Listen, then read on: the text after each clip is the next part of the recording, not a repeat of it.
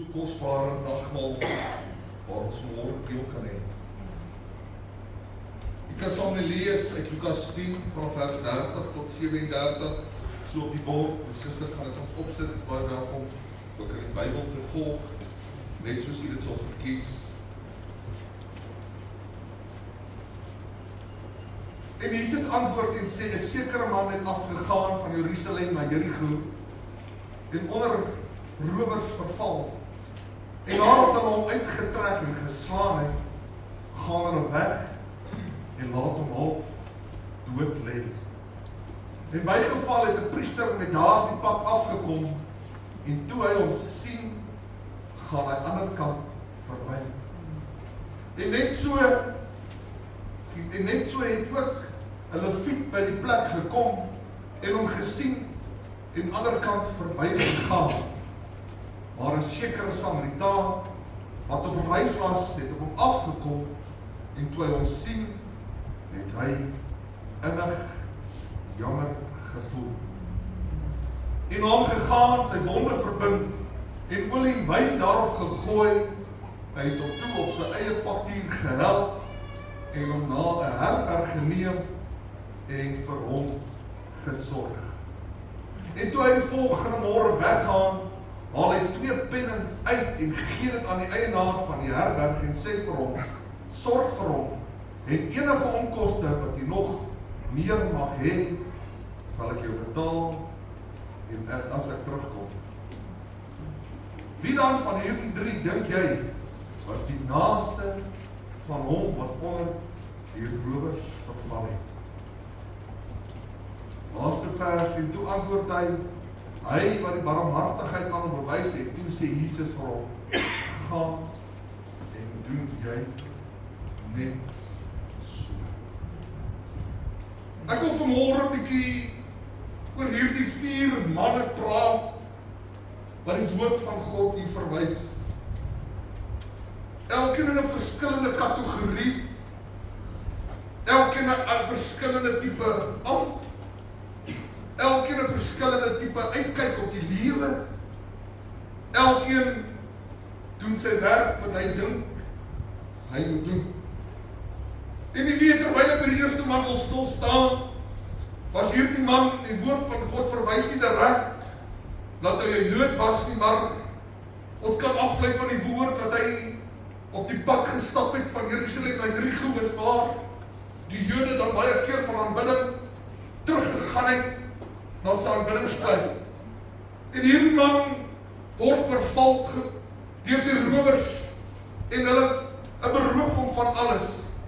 En so mate dat hulle selfs sy klere uittrek en hy nakend daar in die straat gelos word, waar hulle hom dan geslaan en vernietig en verniel het. Wat 'n hartseer gesig. Ek dink dit is sekerlik een van die mees vernederende maniere om iemand agter te los, om nog sy klere ook saam met te kan vat. Ek onthou jare terug was daar 'n vrou in ons gemeente, by Randfontein, en daardie tyd het sy ons vertel, sy het by 'n juwelewinkel gewerk, en terwyl hierdie juwelewinkel eendag beroof word, en sy dan ook daardie dag, almal wat in hierdie juwelewinkel gewerk het hulle daar by mekaar gekry, terwyl hulle hierdie juwele steel in 'n groot winkelsentrum, is hulle bang dat hierdie mense hulle agterna sou sit. En die maklikste was gewees om vir hulle te sê, almal wat in daardie winkel is, dat julle julle klere moet uittrek, en hulle het hierdie klere saamgevat.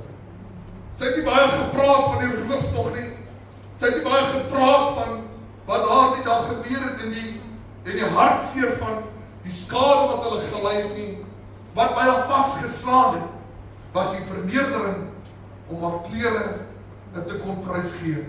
Jy weet, terwyl ek na hierdie man kyk, en ek sien hierdie vernedering, waardeur hy gaan, ek sien hierdie bloed, 'n bevlekte man, en daar was sekerlik baie bloed gewees van al die houe wat op hom geval het, en in Suid-Afrika is maar 'n daaglikse prentjie wat ons daar op die koerante sien, en op die nuusberigte lees, van mense wat aangeval is. Dis amper nie meer eers belangrike nuus om in die koerante te verskyn nie, maar ek wil vir julle sê, dis 'n geweldige saak gewees wat met hierdie man plaasgevind het.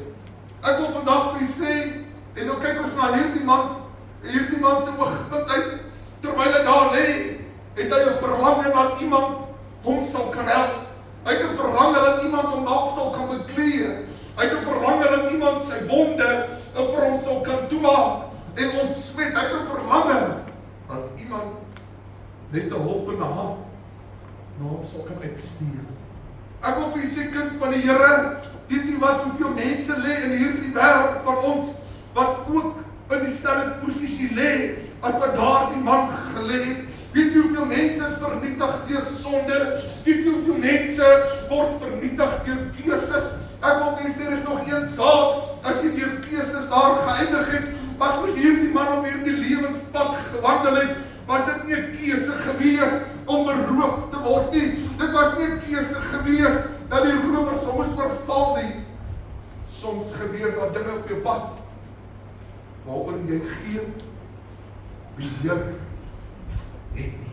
En ek wil vir u sê, dan sit 'n mens baie maklik op hierdie pad, soos hierdie man, en die verlang maar net dat daar 'n hulpende hand moet wees. Die verlang maar net dat daar iemand is wat my sal belangstel, wat my wonde sal kan help om te verbind. Ek wil vandag vir u sê, daar's baie van hulle, en ek praat vandag oor die kerkwêreld. Weet jy hoeveel mense sit in die kerk se banke, wat stikken en wat vol bloed is, wat seer gekry het oor jare se tydperk, en hulle lê langs die pad. Nou wil ek vandag met u praat oor die 3 ander persone, manne, wat eintlik van hulp moes gewees het, maar hulle sit ook in die kerk se banke in vandag se tydperk. En ek wil vir u sê, dis hartseer om te kan sê dat daar mense is met besig met God se werk wat pragtig is, maar hulle is nie 'n hulpende hand vir die volgende een wat seer gekry het.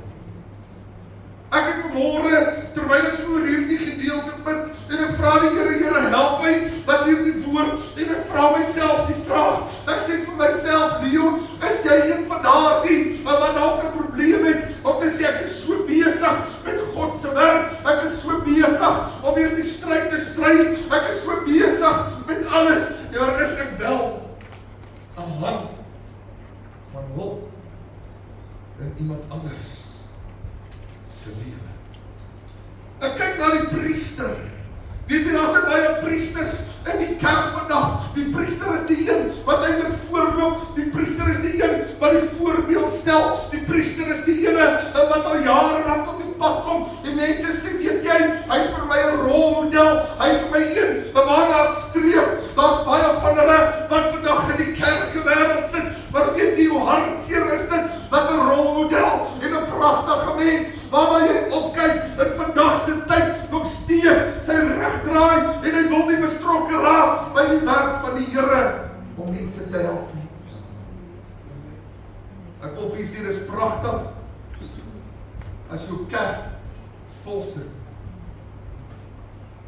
Maar is hartseer dat stikkende mense jaar in en jaar uit nie verbind is nie.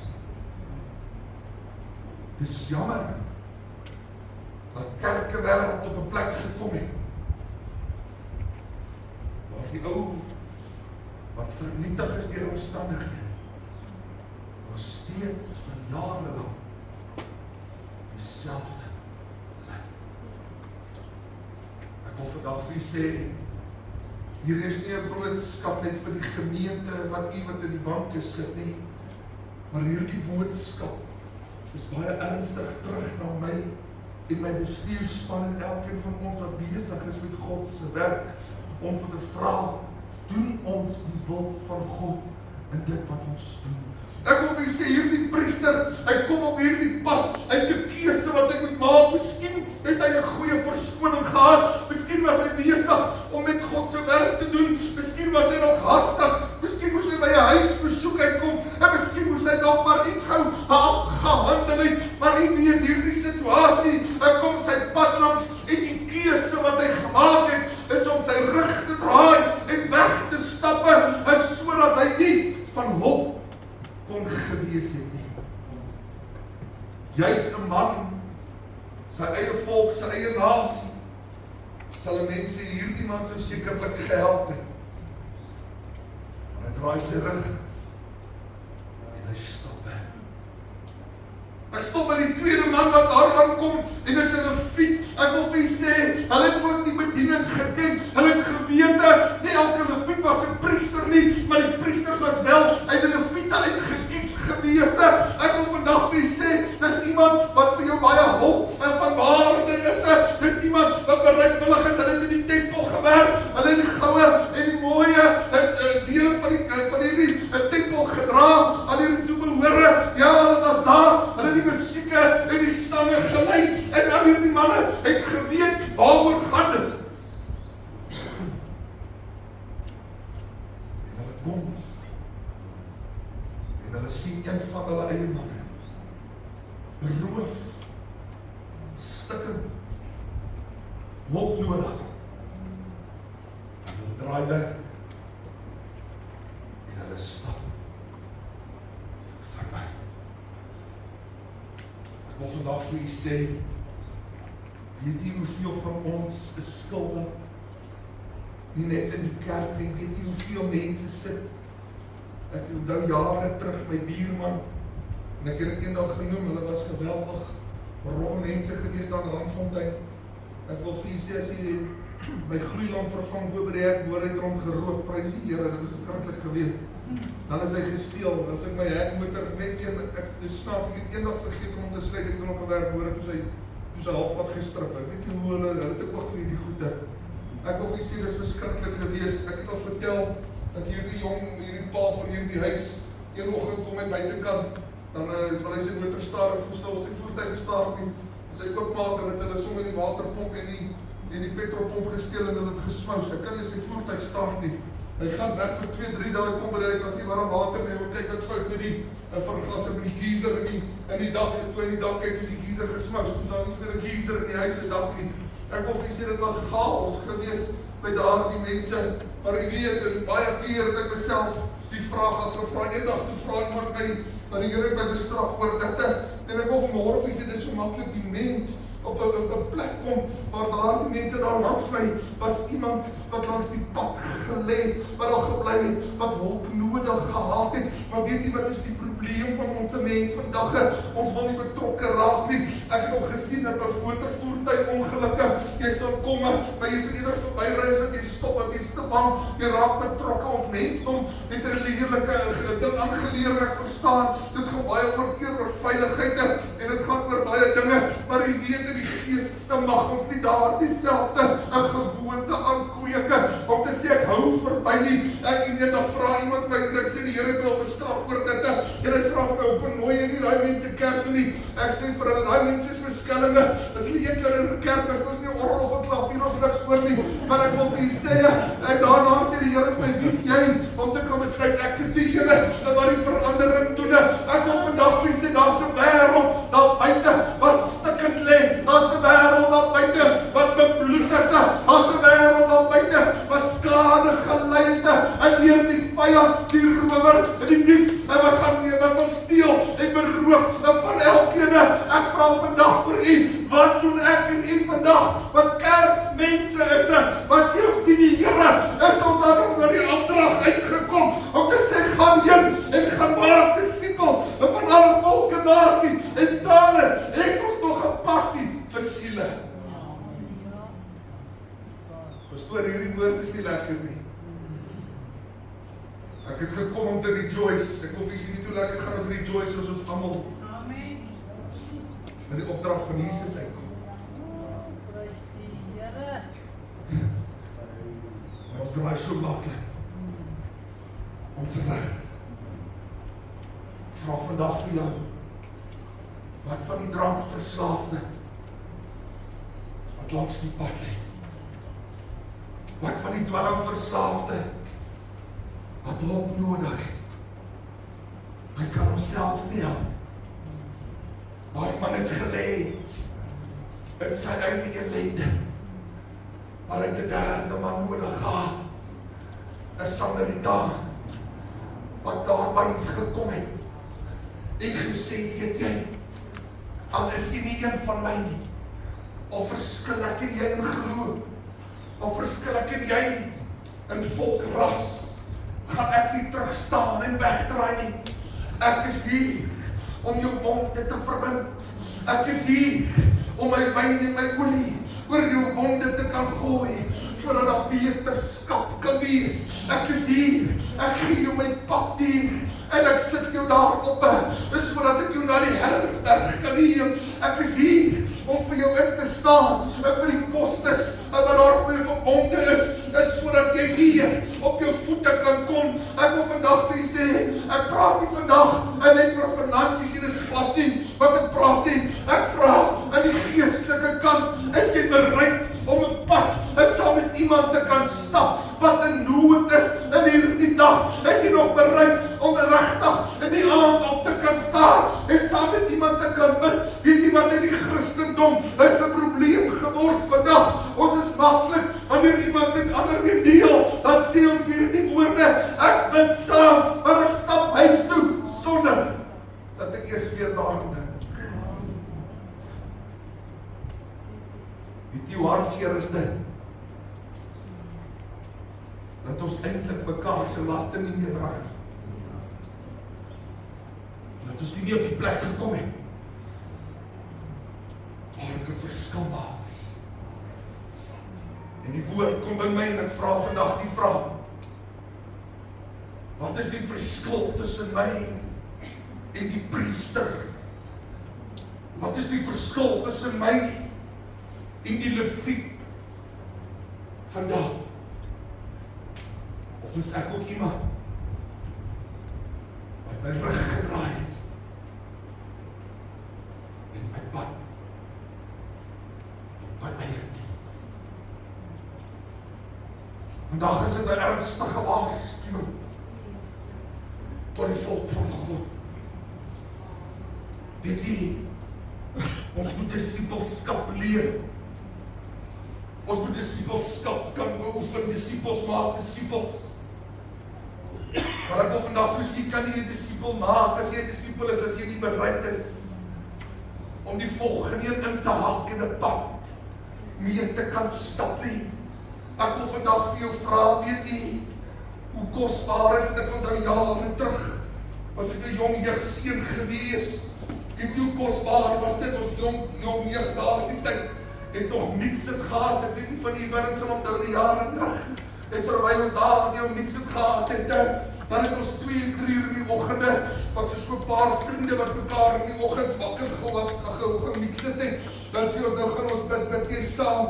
Weet jy wat, as ons so 5-6 jongens, wat begin te bid in die oggendure, dan begin ons die Here te soek. En weet jy hoeveel van die jong mense het 'n verandering geondergaan, wat stikkend langs die pad gelê het.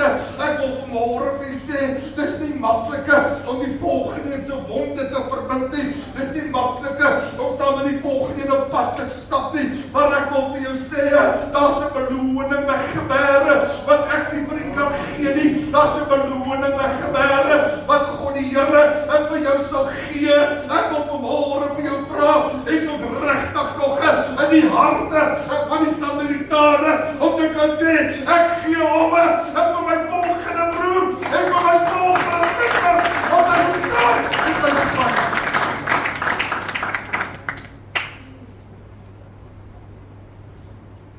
Vanmôre sit ons in die nagmaaltafel. Ek dronk die Here vir Jesus, wat nie weggedraai het toe ek langs die padstukke gelê het. Toe hy aan die kruis gaan het ek gedink aan my en u, wat beseer en stukke langs die pad lê. Het hy gedink aan my en u, wat vasgevang is in sonde, wat geweet het die vervolg, wat nodig het, dat daar 'n prys vir hulle betaal moet word. Ek wil vir sê, uiteindelik, vandag gebruik ons die nagmaal, die wyn is so kosbaar, terwyl die Samaritane die wyn gooi vir genesing, wil ek vir sê, het ons vanmôre ook die wyn soos in die nagmaal ons gebruik wel sap, mense tot genesing, want die bloed van Jesus bring vanmôre genesing vir wonde, wat stikkend gemaak is, deur die vyand en sy beplanning. Ja, kom ons doen op vanmôre, en ons kom ons vanmôre, en ons vanmôre, ons verdoen, en ons vanmôre, van ons verrust op vanmôre, van die verrust wat in die verhaal.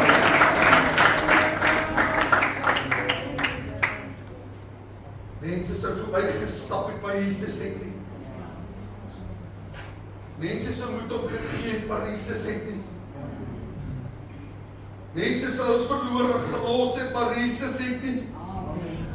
Ek wil vanmôre vir jou sê, ons nie vanmôre rede tot dankbaarheid aan 'n nagmaaltafel. Want weet jy waarom hy my wonde verbind het? Hy het my na die herberg geneem en het vir my gesorg, hy het my laste gedra, ook op soos die Samaritaan op die pakdonkie gesit het. Ek wil vir jou sê, die Here wil vanmôre jou laste dra, hy wil vanmôre jou genees, hy wil vanmôre wat vir jou leerkom, hy wil jou verbind in hierdie dag. Vanmôre het jy nog 'n situasie, omstandighede, wat die Here sê, Here, ek lê nog langs die pad.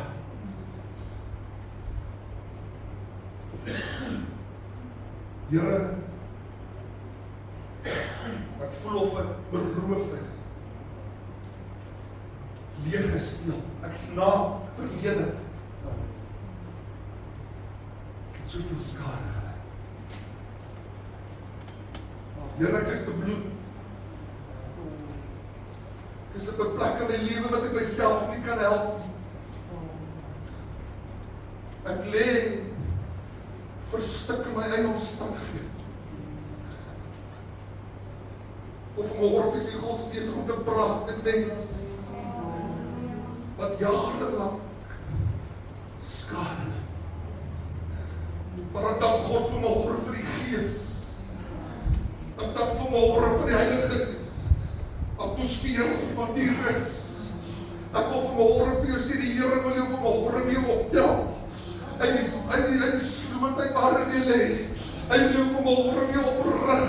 Hy wil vanmôre jou wonde vir jou geskoon maak. Hy wil jou vanmôre weer optel.